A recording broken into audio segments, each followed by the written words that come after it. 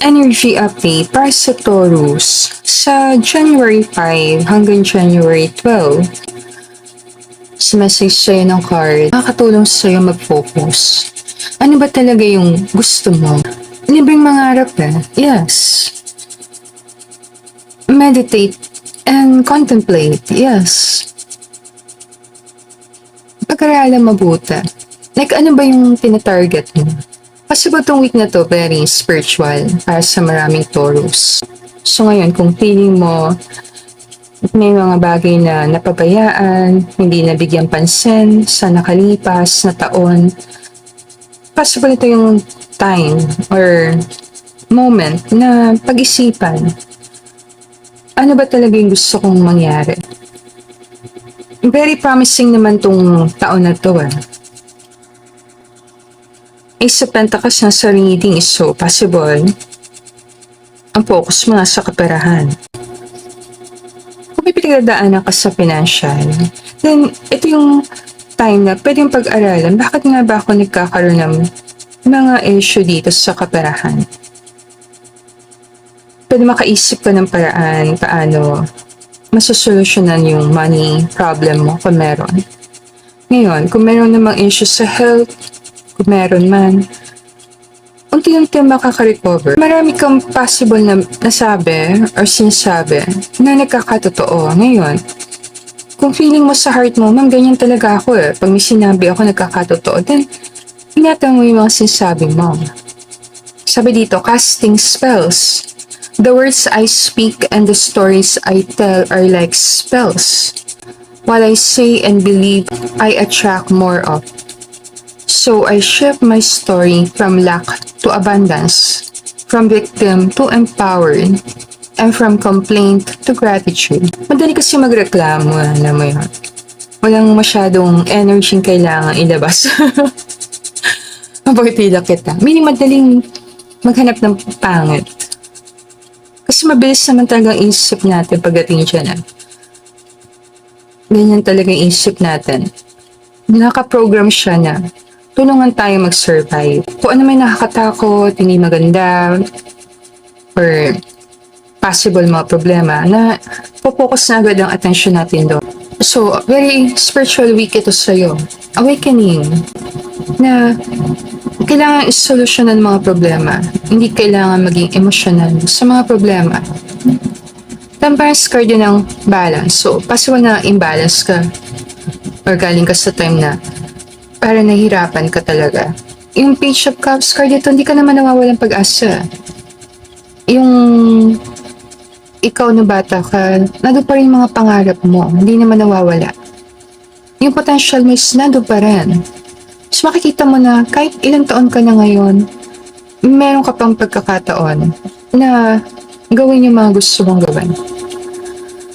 Hindi pa huli ang lahat. Kung para kanina yung message na yon, ibigay ko lang. Kasi baka nahirapan ka sa buhay, mayroon ka pinagdadaanan, kung mayroon kang issue sa anak mo, i-claim mo na maayos to. Kung may issue ka sa health, i-claim mo na magiging maganda to. Kung may issue ka sa kaperahan, i-claim mo to week na to, masasolve na yung mga problema na yon. I-focus mo ang attention mo sa tamang direksyon. Lover's card nandito kasi major decision yan Always may decision kung makikita mo yung maganda sa life mo is nasa sayo. Card mo nagpapakita na merong magandang blessing na possible makuha mo sa taon na to. Lalo na kung isi-shift mo yung focus mo sa maganda. Nag-isi-shift mo lang yung focus mo. Mahirap siya pag nasa gitna ka ng problema. Mahirap siyang hanapin ng maganda sa nangyayari. Pero meron pa rin Kahit maliit, tumingin ka doon. Sa energy ganun Kung saan ka nag-focus, na doon energy mo. Kung ano yung energy mo, yun maa-attract mo. So, makakatulong sa atin na tingnan, saan ba ako nakatingin? Sa positibo ba, sa negatibo, sa pangit na nangyayari, o sa maganda? Seven of Swords, sa ibang card, parang sinisilip niya sa kabilang bahay. Hindi nakikita, may blessing din siya. Kasi nangyari yan nakukumpara natin yung buhay natin sa iba. Pero hindi natin nakakikita na blessed pa rin naman tayo sa maraming bagay, blessed ka. Alam mo yan? Kasi hindi natin kailangan tingnan ko ano meron doon sa kabilang bahay. Sumilip sa kabilang bahay. Alam mo yan? Minsan hindi natin kailangan na silipin kung ano meron doon. Kasi meron din naman tayo Think ko lang itong week na to, makikita mo na blessed ka sa kabila ng mga pinagdadaanan mo sa buhay. Blessed ka. 11:11. Thank you, I receive. May mga tao na darating para tulungan ka. Kung nasa work ka and meron kang pinoproblemang project or gagawin, then may mga tao sa work mo na makakatulong sa'yo. Iba sa inyo magkakaroon ng team building. May mga team building. Mga team buildings niya Pagkatila kita. Kasi wala, may team building yan. Sign din to ng bagong pag-ibig. Yes, ang 4 of Wands. So, bagong pag-ibig ang darating sa'yo. Ngayon, ang tinitingnan kasi nating week is yung week na January 5 until January 12. So, anong meaning nun? Iba sa inyo pa niyo makamit ka ng person na masayang kasama, nag-enjoy kang kasama. Or kung meron kang isang tao na nakilala sa nakaraan, possible ito na yung time na pwede na kayo mag-meet up.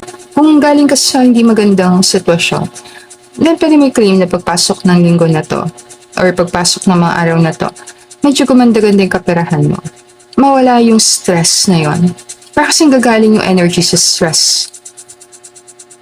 Ang payo sa'yo, have fun. Yan. Hindi natin sasabing tawanan mo yung problema. Pag binalikan mo yung mga problema mo, noong bata-bata ka pa, or yung mga nakalipas na ilang taon, nung time na yung big deal yun sa'yo. Pero ngayon, hindi na sinatawanan mo na. Pwede magkaroon ka realization na marami sa naging problema mo sa nakalipas na taon. Ngayon, tinatawanan mo na lang talaga. Possible. Sa week na to, magkaroon ka realization na nag-mature na pala talaga ako. Natanggap ko na marami masasakit na nangyari sa life ko na parang okay na talaga ako. Iba sa inyo, magkakaroon ka realization na nakamubuan na pala talaga ako. Ano mo yun? Yun yung realization mo. Nakamubuan na ako sa pangit na nangyari sa akin. Ready na ako sa next chapter.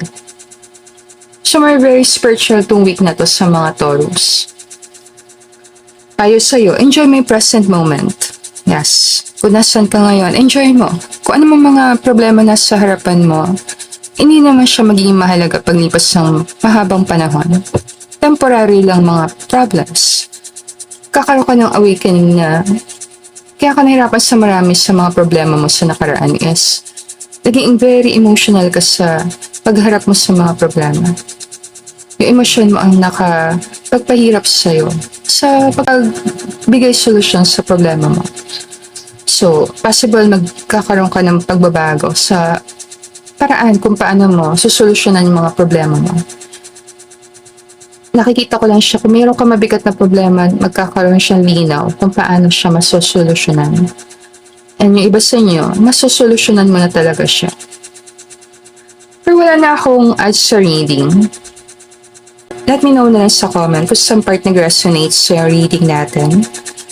And thank you sa panonood ng video. I'll see you again on our future readings. Namaste!